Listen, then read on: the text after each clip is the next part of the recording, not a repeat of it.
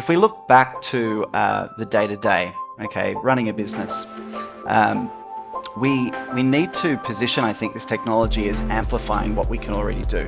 Okay, there is some discussion around whether this will replace jobs or whether this will, augment jobs, and we're very firmly of the view that we'll amplify what we can do as experts, as consultants, as brokers, and so on. So that's the first point to make, and that's how we're looking at helping customers adopt this technology in the first case. So my classic analogy I give, Michael, is I'm going into a meeting with you. Okay, I want to make sure that I turn up, I have the right information. We've had multiple threads and email chats and chats on Teams, because we love using Teams. I have to plug that, of course. But in all seriousness, there's multiple channels, and it's getting complicated. I am time poor. We're all time poor. So how do I go into that meeting armed with the latest information so that I know that I'm having the most relevant conversation?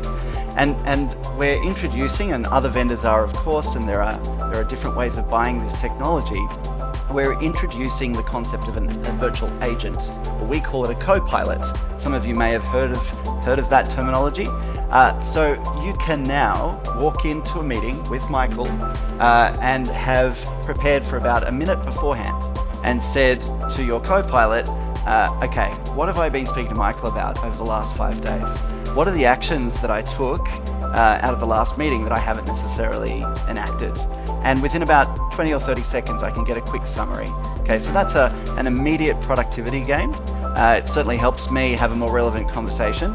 And if you think about the way that can affect the way that you work in a team or in a business, you can see value. But I think once you start to extend that to your frontline and to your customer experience, there's a whole other game changer. So we can talk a little bit more about that. But to get ready, this is what I would say. Look at your workflow, look at the bottlenecks in your workflow, and think about where you could augment your workflow with some of this technology. We're not replacing the human in the loop, we're empowering the person to do more. And that could be a back office activity, that could be looking and finding information in my CRM about my customers more quickly, or it could be changing the way that my customers interact with my brand through my digital channels, over mobile or web, through a chat interface, and so on. So make an assessment of your workflow and look at where your inefficiencies are, and there's probably some options there for you to improve that. We're starting with low-risk use cases. So when we're talking to businesses, they're not changing the way that they interact with their end customer straight away. They're trying back-end processes. So they're changing some of their reporting. How many people here report on their pipeline and review that and look at the velocity of their pipeline to look at where things are stuck or where things are moving quickly? How many people are looking at the health of their customer base and how often they've been in contact with their customers and clients? Building reports around that is arduous and has been error prone. This generative AI technology, which is really what I'm sort of focusing on, can automate a large part of that. Gone are the days that you spend hours writing reports. You can get started with a report which will get you 80% of the way there.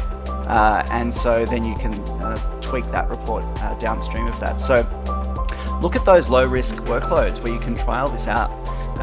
You will, if you're an early adopter, you will have a competitive edge.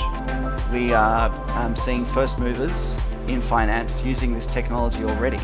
And the danger, of course, is that you wait for everybody to try it before you do, and you're left behind. Your clients are using this technology already in other contexts. The expectations have been uplifted to that point. They will expect that level of service from your businesses as well. So jump on board and try it, but do it in a low-risk way.